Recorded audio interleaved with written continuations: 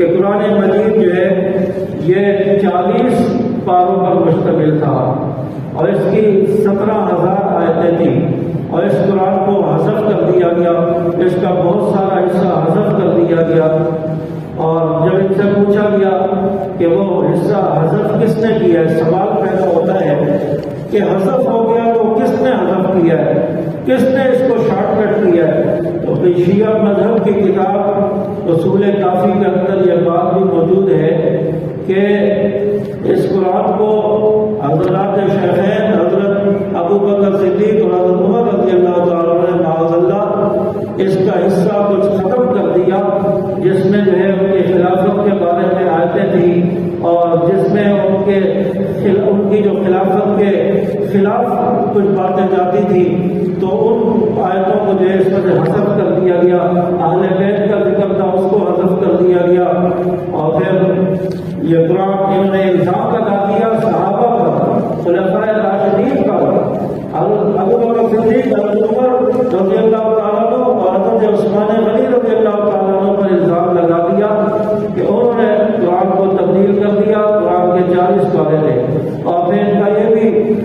کہنا ہے کہ قرآن کے 40 پارے تھے، اس میں سے 10 پارے بکری کھا گئی۔ بکری بھی بڑی سمجھدار تھی ماشاءاللہ، اس نے تو پورے 10 ہی پارے کھائے ہیں، ایک آیت اوپر نیچے نہیں ہوئی، ایک سورت اوپر نیچے نہیں ہوئی۔ بڑی عقل مند اور سمجھدار بکری تھی، پڑھی لکھی بکری تھی، اس نے پورے 10 پاروں کو الگ کیا اور اس کو کھا گئی،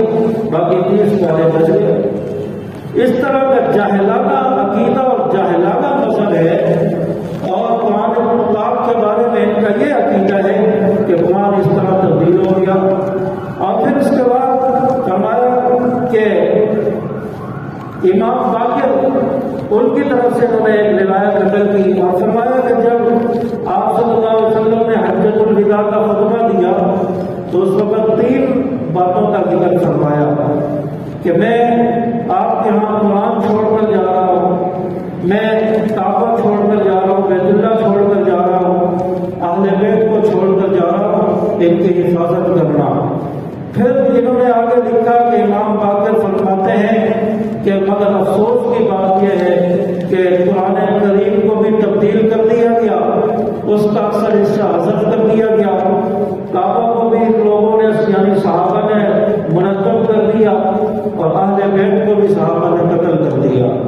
نعوذ باللہ۔ اس طرح کا الزام انہوں نے صحابہ پر لگا دیا۔ تو یہ مذہب جو ہے یہ کہتا ہے کہ قرآن اصلی حالت میں نہیں ہے، ہمارا اصلی قرآن اب آنے والا ہے۔ اگر تمہارا اصلی قرآن اب آنے والا ہے تو ہم کہتے ہیں کہ اس کی ایک آیت تو کوئی لے کر آؤ، ایڈورٹائز ہوتی ہے اور اس کے ایڈ چلائے جاتے ہیں، کوئی نئی چیز آتی ہے تو اس کے بارے میں بتایا جاتا ہے لوگوں کو کہ یہ چیز ہم لا رہے ہیں، کمپنی یہ چیز بنا رہی ہے، اور تاکہ پہلے سے لوگوں کو تیار کر دیا جائے۔ تو تمہارا ہمارے پاس تصدیق کے لیے گیا ہے اور تم عوام کو عنقریب دو گے تو اس کی کوئی ایک آیت کو لے کر آ جاؤ، کوئی ایک سورت کو لے کر آ جاؤ، کوئی ایک رکوع لے کر آ جاؤ، تاکہ ہم دیکھیں تو صحیح کہ وہ کون سا قرآن ہے، کیا اس میں ذکر کیا گیا ہے۔